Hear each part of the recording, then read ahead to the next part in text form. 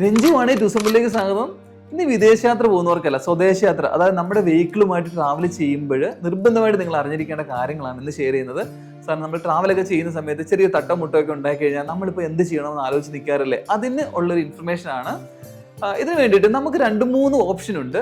ഒന്ന്, ഒരു തട്ടമുട്ടലൊക്കെ ഉണ്ടായി കഴിഞ്ഞാൽ മനഃപൂർവ്വം നമ്മൾ വന്ന് ഇടിച്ചു എന്ന് തോന്നിക്കഴിഞ്ഞാൽ നമുക്ക് ക്രിമിനലായിട്ട് കേസ് കൊടുക്കാൻ പോകാം. BNS 281, അതായത് ഭാരതീയ ന്യായ സംഹിത വെച്ചിട്ട് റാഷ് ആൻഡ് നെഗ്ലിജിബിൾ ഡ്രൈവിങ്ങിന് അവർക്ക് എഗനസ്റ്റായിട്ട് നമുക്ക് കേസിന് പോകാൻ പറ്റും. പക്ഷെ അത് നമുക്ക് ഒരു 1000 rupees മാത്രമേ അവർക്ക് പിഴ വാങ്ങിച്ചു കൊടുക്കാനായിട്ട് പറ്റുള്ളൂ. നോർമലി എല്ലാവരും ചെയ്യുന്നത് ഇൻഷുറൻസ് ക്ലെയിം ചെയ്യുക എന്നുള്ളതാണ്. നമ്മുടെ വണ്ടിക്ക് എന്തെങ്കിലുമൊക്കെ കംപ്ലൈൻറ്റ് പറ്റി വളരെ മൈനറായിട്ടുള്ള നമുക്ക് ഇഞ്ചുറി എന്തെങ്കിലുമൊക്കെ ഉണ്ട് എങ്കിൽ ഡയറക്റ്റ് തന്നെ ഇൻഷുറൻസിൽ ക്ലെയിം ചെയ്യുക എന്നുള്ളതാണ്. അതിന് ചെയ്യേണ്ടത്, നമ്മൾ വണ്ടി ആക്സിഡന്റ് ആയി കഴിഞ്ഞാൽ ഉടനെ തന്നെ GD എൻട്രി കൊടുക്കുക എന്നുള്ളതാണ്. GD എൻട്രി പോലീസ് സ്റ്റേഷനിൽ പോയിട്ട് ചെയ്യാം. അതല്ലാതെ വളരെ ഈസി ആയിട്ട് നമ്മുടെ മൊബൈലിൽ POLAPP പോലീസിന്റെ ആപ്പ് പൊല്ലാപ്പിൽ വഴി നമുക്ക് രജിസ്റ്റർ ചെയ്യാം. അതിന് മുമ്പ് തുണ ആപ്പിൽ ഇത് രജിസ്റ്റർ ചെയ്തിരിക്കണം. അതൊരു വെബ്സൈറ്റ് ആണ്. അപ്പോൾ അതെങ്ങനെ ചെയ്യേണ്ടത് ഞാൻ വേറൊരു വീഡിയോയിൽ ഡീറ്റെയിൽ ആയിട്ട് പറഞ്ഞുതരാം. അപ്പോൾ നമ്മൾ എവിടെയാണോ ആക്സിഡന്റ് പറ്റിയത് അവിടെ വെച്ചിട്ട് ഈ ആപ്ലിക്കേഷൻ പോയിട്ട് അവിടെ GD എൻട്രിക്കായിട്ട് ആപ്ലിക്കേഷൻ കൊടുക്കുക. നമ്മുടെ അവിടെ നിന്ന് ഫോട്ടോ ഒക്കെ എടുത്തിട്ട് കഴിഞ്ഞാൽ പിന്നെ പോലീസ് വന്നിട്ട് ഇത് വെരിഫൈ ചെയ്തിട്ട് ഓക്കെ ആക്കും. അപ്പോൾ ഇത് വെച്ചിട്ട് നമുക്ക് ഇൻഷുറൻസ് പോകാം. ഇത് നിർബന്ധമാണോ എന്ന് വെച്ച് കഴിഞ്ഞാൽ മിക്കപ്പോഴും ഇൻഷുറൻസ് കമ്പനി ചോദിക്കും. അപ്പോൾ നമ്മുടെ ആ സിറ്റുവേഷൻ അവിടുന്ന് ക്ലോസ് ചെയ്യുന്ന അവിടുന്ന് പോകുന്നതിന് മുമ്പ് തന്നെ GD എൻട്രിക്ക് വേണ്ടിയിട്ടുള്ള എൻട്രി ഇട്ടിട്ട് പോവുക എന്നുള്ളതാണ്. അങ്ങനെ പോയി കഴിഞ്ഞാൽ പിന്നെ നമുക്ക് നമ്മുടെ ആപ്പിലോ അല്ലെങ്കിൽ വെബ്സൈറ്റിലോ ആണെങ്കിൽ നമുക്ക് നോക്കുമ്പോൾ അവിടെ PDF ആയിട്ട് ഇതിന്റെ റിപ്പോർട്ട് വന്ന് കിടക്കും. ഇത് നമുക്ക് യൂസ് ചെയ്യാൻ പറ്റും. ഒന്നുമല്ല, നമുക്ക് മേജർ ആക്സിഡന്റ് ആണ്, വലിയൊരു ഇഞ്ചുറി ഒക്കെ പറ്റി, അല്ലെങ്കിൽ ക്രിട്ടിക്കൽ ആണ്, അങ്ങനെയൊക്കെ വന്നു കഴിഞ്ഞാൽ നമുക്ക് ചെയ്യാൻ പറ്റുന്നതാണ് MACT വഴി ഫയൽ ചെയ്യുക എന്നുള്ളതാണ്.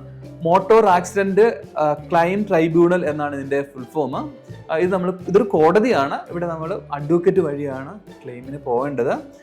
അതിനായിട്ട് GD എൻട്രി അല്ല, നമുക്ക് FIR തന്നെ ഫയൽ ചെയ്യേണ്ടി വരും. FIR ഒക്കെ എടുത്തിട്ട് നമ്മുടെ ഡോക്യുമെന്റ് എല്ലാം ക്ലിയർ ആക്കി, അതായത് എവിടെ വെച്ച് ആക്സിഡന്റ് പറ്റി, ആരാണ് നമ്മളെ ഇടിച്ചത്, നമ്മുടെ ഇൻഷുറൻസ്, ബാക്കി എല്ലാ ഡീറ്റെയിൽസ്, ടൈം മുതലുള്ള എല്ലാ ഡീറ്റെയിൽസും നമ്മൾ കളക്ട് ചെയ്ത് വെച്ചിട്ട് ഒരു അഡ്വക്കേറ്റിന് കൊടുത്തിട്ട് ഈ അഡ്വക്കേറ്റ് വഴി MACTയിൽ പോയിട്ട് നമ്മളത് വാദിച്ച്, അതായത് ഒരു ടൈം കൺസ്യൂമിങ് പ്രോസസ്സാണ്, ഇതെല്ലാം വാദിച്ചിട്ട് അതിൻ്റെ നമ്മുടെ ക്ലെയിം സെറ്റിൽമെന്റിന് വേണ്ടിയിട്ട് എടുക്കുക എന്നുള്ളതാണ്. ഇത് കോടതിയാണ് തീരുമാനിക്കേണ്ടത് ആരാണ് നമുക്ക് വേണ്ടിയിട്ട് കോമ്പൻസേഷൻ തരേണ്ടത്. അതായത് ഓപ്പോസിറ്റ് വന്ന് ഇടിച്ച ആള് ഇപ്പോൾ ഇൻഷുറൻസ് എടുത്തിട്ടില്ലെങ്കിൽ അവരുടെ കയ്യിൽ നിന്ന് വാങ്ങിച്ചു തരുക, അല്ലെങ്കിൽ ഇൻഷുറൻസ് ക്ലെയിം ഉണ്ട്, ഇത് ഇൻഷുറൻസിന്റെ ഉള്ളിൽ പെടുന്നതാണെങ്കിൽ ആ ഇൻഷുറൻസ് കമ്പനിയും കൊണ്ട് നമുക്ക് ക്ലെയിം വാങ്ങിച്ചു തരുക. ഇങ്ങനെ കുറേ പ്രൊസീജിയർ ഇതിനകത്തുണ്ട്. അത് കോടതിയാണ് തീരുമാനിക്കുന്ന. തെളിവുകളും സാക്ഷികളൊക്കെ വെച്ചിട്ട് MACT കോടതി തീരുമാനിക്കും ഇത് എത്രത്തോളം ക്ലെയിം, എന്തൊക്കെ ചെയ്യണം എന്നുള്ളത്. അപ്പോൾ ഏറ്റവും വലിയൊരു തുക കിട്ടാനായിട്ട് നമ്മൾ പോകേണ്ടത് MACTയിലാണ്. അപ്പോൾ ഈ 3 ഓപ്ഷനാണ് നമുക്കുള്ളത്. ഒന്നിൽ ക്രിമിനൽ കേസായിട്ട് കൊടുക്കുക, അത് വളരെ പ്രാക്ടിക്കലൊന്നും അല്ല.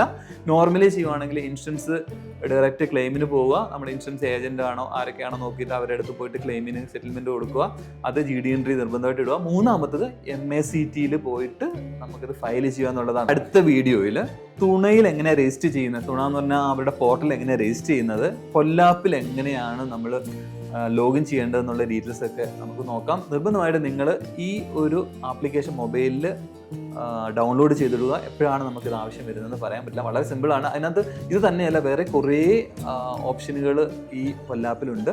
അപ്പോൾ ഇതേപോലുള്ള ഇൻഫോർമേറ്റീവ് ആയിട്ടുള്ള വീഡിയോസ് ആണ് നിങ്ങളോട് ഷെയർ ചെയ്യുന്നത്. Okay, thank you, by.